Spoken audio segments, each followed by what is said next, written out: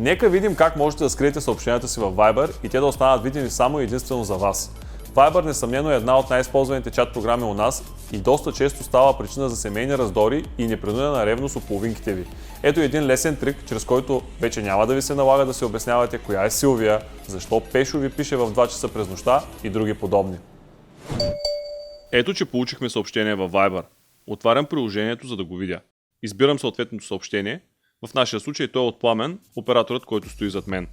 Искам да скрия това съобщение, затова отварям най-отгоре на човека, цъкам на името на контакта, а след това избирам Chat, Info and Settings.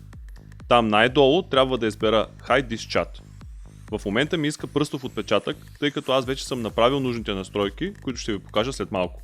Видяхте как реда със съобщението изчезна и в момента е невидим в нашия списък. Ако искаме да го намерим, е необходимо да дръпнем съобщенията надолу и в лентата за търсене да изпишем своята парола. За нуждите на нашата демонстрация аз съм сложил 4 нули. Скритите чатове се появиха в списък, където можем да влезем и видим съобщението от Пламен Андреев, нашият оператор. Нека сега видим какво трябва да се направи, за да станат отново видими всички чатове в нашия Viber. Когато съм в списъкът с всички съобщения, тръпвам надолу, за да се покаже лентата за търсене.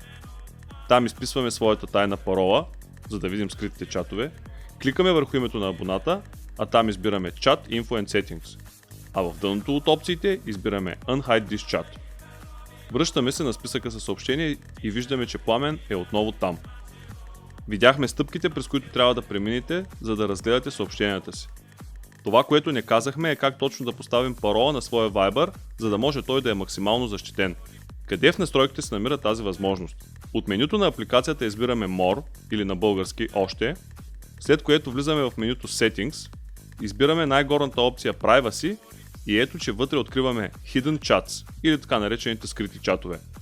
Тук можете да въведете желан от вас пин или пък да го премахнете, както е в моя случай, тъй като аз вече съм въвел защитен код. Ето демонстрация на смяната. Въвеждам старият си пин, който вече казахме, че е 4 нули. След това вкарвам новия 4 единици. Потвърждавам този пин и сме готови. Ако искам пак да скрия Пламен, припомням, че трябва да дръпна списъка с контакти надолу, да мина през стъпките, които вече коментирахме и показахме, да изпиша своя пин или както е в моя случай да поставя пръстов отпечатък и Пламен отново изчезва.